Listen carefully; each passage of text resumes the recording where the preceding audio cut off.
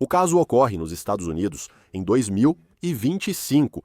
Em 14 de junho, pouco antes das 2h, duas famílias de Minnesota dormiam tranquilamente, sem saber do perigo que se aproximava.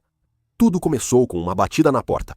Uma voz masculina do lado de fora se identificava como policial, insistindo para que a família abrisse a porta. Mas na varanda estava uma figura vestida com colete, à prova de balas e máscara facial. Este é o caso dos assassinatos de Minnesota. Melissa Ann Hortman era uma deputada estadual de 55 anos que dedicou sua vida ao serviço público. Ela nasceu em 1970, se destacou na escola e se formou na Blaine High School em 1988.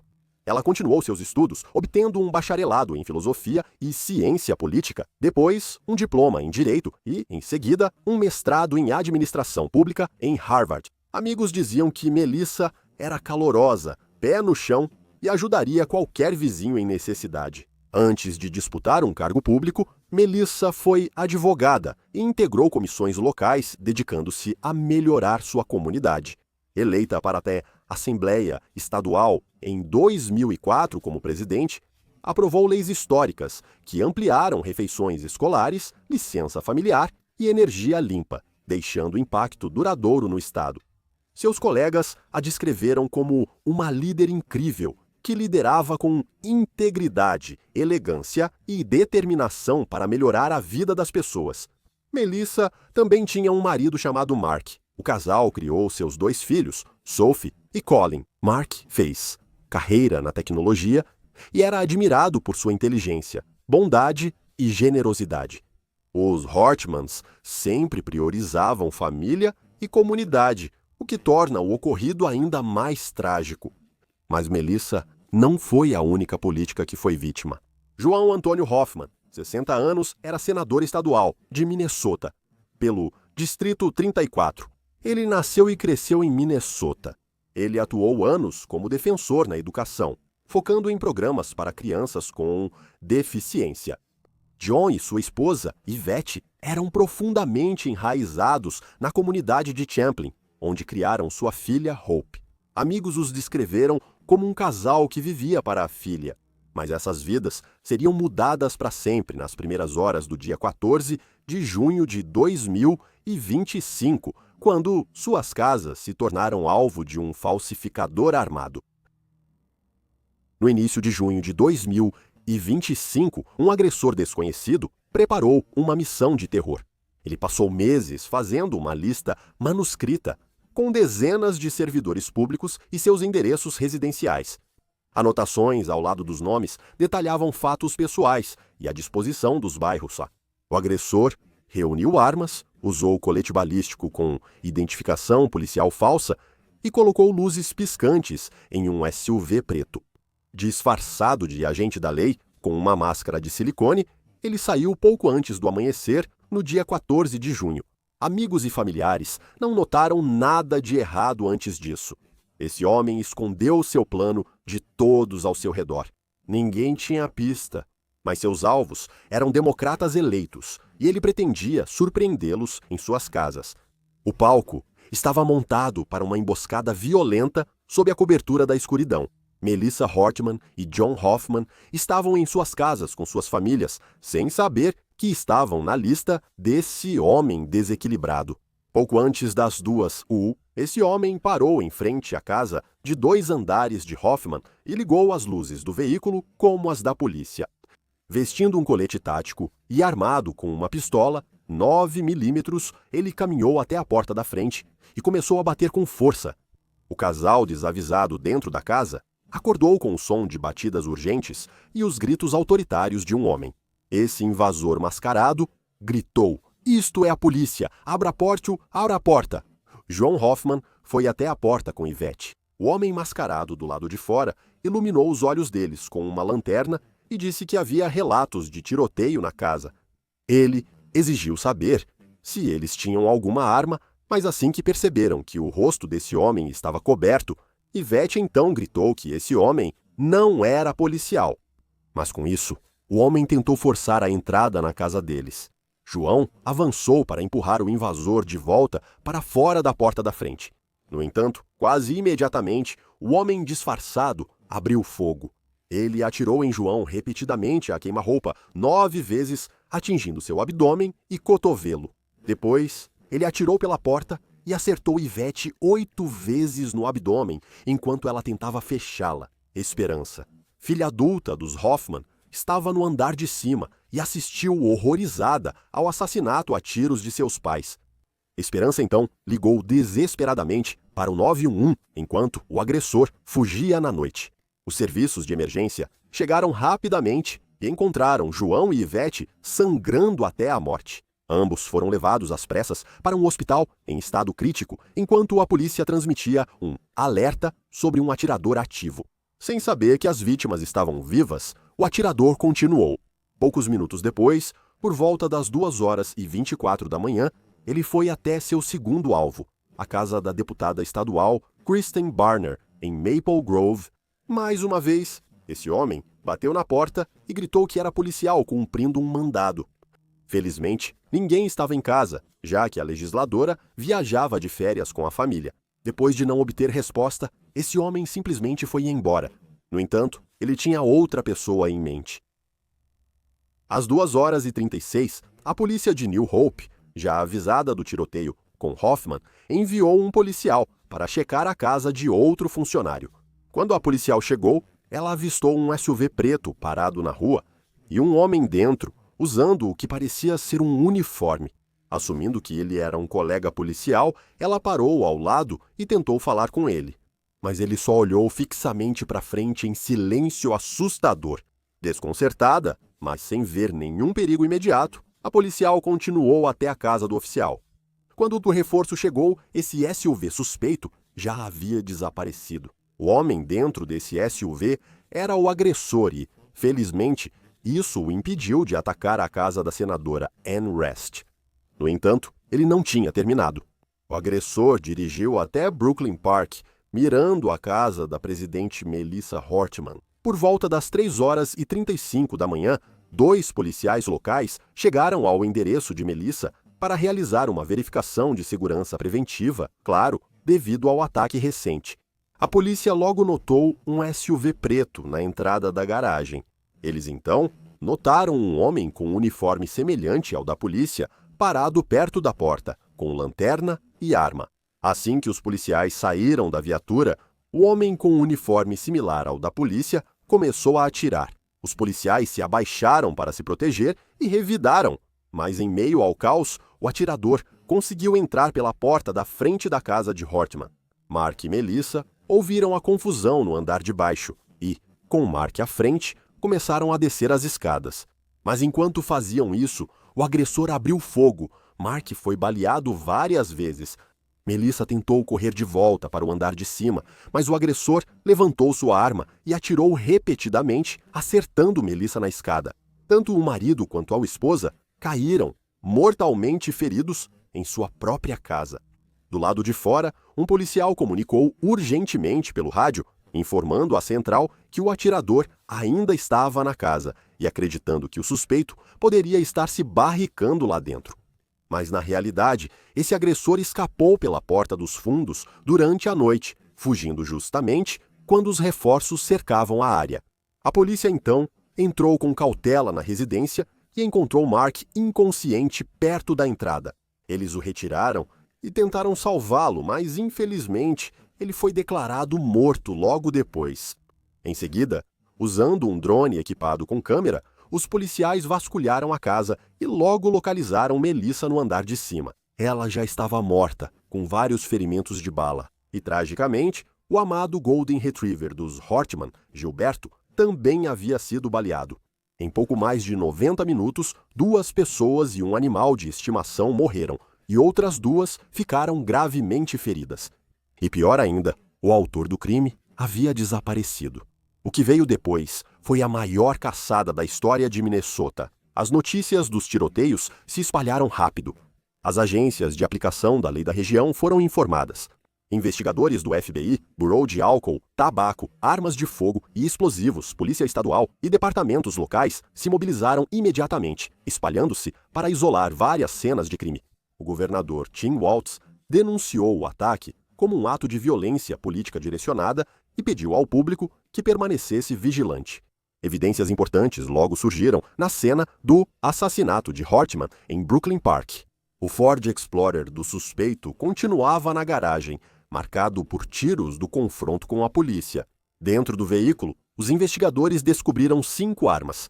Também acharam vários cadernos com anotações manuscritas. Um caderno listava mais de 45 autoridades, eleitas quase todas democratas, com endereços e dados pessoais. E essa lista nem se limitava a Minnesota. Incluía autoridades de, pelo menos, 5 estados vizinhos, todas elas ligadas a causas pró-escolha ou progressistas. Os investigadores perceberam imediatamente que agora estavam lidando com um plano de assassinato coordenado, que poderia ter sido ainda mais devastador se não fosse pela rápida intervenção da polícia na casa do alvo final. Enquanto os peritos analisavam as evidências, uma grande caçada já ocorria. Até a tarde de sábado, o assassino já tinha sido identificado. Vance Luther Bolter, um homem de 57 anos de Green Isle, Minnesota. O nome e a foto de Vance foram divulgados. A imagem retratava Vance como um homem corpulento, de chapéu de cowboy claro, e alertava que ele estava armado e era muito perigoso. A polícia rapidamente rastreou o celular de Vance até uma casa no norte de Minneapolis, onde ele alugava um quarto. Nessa casa, uma câmera de segurança registrou seu rápido retorno por volta das 6 horas, poucas horas após o tiroteio. Quando as equipes da Special Weapons and Tactics chegaram, Vance já havia ido embora. Testemunhas disseram ter visto um homem com sua descrição embarcar em um ônibus com bolsas de viagem. Os investigadores continuaram a rastreá-lo, mas ele pagou um carro novo em dinheiro e sumiu de novo. Quando a polícia se aproximava de Vance, a reviravolta, no caso, ocorreu em 15 de junho. No início da noite, uma câmera de movimento, em uma propriedade rural, em Green Isle, registrou um homem enlameado e exausto rastejando por um campo. Os investigadores convergiram para a área e logo avistaram o suspeito deitado de bruços na grama alta. Às 21 horas após 43 horas foragido, Vance foi capturado a apenas 1 quilômetro de sua casa. Ele se entregou à polícia, encerrando a caçada de 2 dias. Após a prisão de Vance, os investigadores descobriram ainda mais evidências sobre seus motivos e métodos. Descartados nas proximidades da casa dos Hortman estavam a máscara de silicone do suspeito, um colete à prova de balas e o distintivo policial falso que ele havia usado. No carro comprado à vista, agentes acharam uma carta amassada e confusa de 6 páginas para o diretor do FBI. Vance Basali alegou que fazia parte de uma conspiração absurda envolvendo o governador de Minnesota e líderes políticos do estado. Ele disse que o governador de Minnesota, legisladores veteranos e outros democratas integravam uma rede criminosa que controlava a política, negócios e aplicação da lei. Os escritos relatavam queixas sobre leis de aborto, tirania governamental e corrupção nos altos escalões do poder estadual. Vance se apresentou como um patriota que havia entrado em guerra contra a suposta cabala, insistindo que estava lutando para salvar o país. Vance chegou a afirmar que havia sido abordado pelo próprio Tim Walz e que lhe pediram para assassinar essas pessoas. O gabinete de Tim Walz negou categoricamente qualquer ligação do governador com o assassino. Agentes federais consideraram o manifesto delirante e destacaram que suas alegações não tinham fundamento na realidade. Eles descobriram que Vance mandou uma mensagem para a família na manhã do ataque, avisando-a da esposa que iria para a guerra e que policiais armados poderiam chegar em casa a qualquer momento. Vance pediu que ela pegasse as crianças e fugisse, o que ela fez. Na verdade, a polícia já havia parado Jenny, esposa de Vance, e seus filhos em uma blitz a 160 quilômetros, encontrando 2 pistolas, $10.000 e um passaporte com ela. Jenny contou à polícia que seu marido era um sobrevivencialista e que desconhecia totalmente seus planos sombrios de matar. Os investigadores revistaram a casa da família de Bolter e apreenderam cerca de 50 armas de fogo e um recipiente com munição no porão. Mas quem era esse homem? Vance tinha 57 anos e nenhum antecedente criminal de violência. Ele trabalhou na indústria alimentícia por décadas, mas em 2020 as coisas tomaram um rumo um pouco mais sombrio. Ele trabalhou em vários empregos ligados à morte, como remoção de restos mortais para funerárias e recuperação de órgãos para uma instituição médica. No início de 2025, Vance viajou para a República Democrática do Congo. Ele tentou um breve empreendimento comercial, mas voltou para casa desanimado e deprimido. Amigos contaram a repórteres que ficaram surpresos com as acusações e não perceberam nenhum sinal de alerta. Vance parecia ser um cristão devoto e homem de família. Ele e a esposa Jenny eram casados há anos e criavam vários filhos a cerca de 80 quilômetros de Minneapolis. O casal se uniu pela crença comum na autossuficiência e preparação para a sobrevivência. Eram preparadores que guardavam suprimentos e armas para situações extremas. Vance quase nunca falava de política com os amigos, tornando isso ainda mais estranho. Um amigo notou que Vance não gostava de democratas como Joe Biden, mas nunca citou os parlamentares baleados e raramente falava de política, muitas vezes evitando o tema. Parece que ele tendia a guardar qualquer opinião extremista para si mesmo. Ele passou a acreditar que os líderes do governo eram opressores corruptos. Vance gastava horas rastreando a vida de políticos em bancos de dados e redes sociais sem que as pessoas ao redor soubessem. Em meados de 2025, a vida familiar de Vance estava se deteriorando sob o peso de seus planos secretos. Na noite de 13 de junho, ele reuniu armas, equipamentos táticos e o elaborado caderno com os alvos. Antes de sair, ele pediu à esposa por mensagem que confiasse nele e fugisse com as crianças. Para aqueles que conheciam Vance, a revelação de sua vida dupla foi devastadora. Sua esposa condenou publicamente suas ações como traição ao que acreditavam e pediu o divórcio quase imediatamente após sua prisão. No final, esse vizinho amigável e frequentador da igreja que as pessoas achavam que conheciam era o mesmo homem que planejou meticulosamente um dos ataques mais assustadores da história americana. A prisão de Vance marcou o início de um processo legal complexo que ainda está em andamento no momento deste upload. Em julho de 2025, um grande júri federal o indiciou por 6 acusações, incluindo 2 de homicídio pelas mortes de Melissa e Mark, além de infrações relacionadas a armas e perseguição. Promotores estaduais também incluíram acusações de falsidade ideológica e crueldade animal por atirar no cachorro de Hortman, Gilbert. As acusações combinadas o tornam elegível para as penas mais severas, prisão perpétua ou até mesmo a possibilidade de pena de morte. Vance apareceu pela primeira vez no tribunal no verão de 2025, algemado e escoltado por agentes federais dos Estados Unidos da América.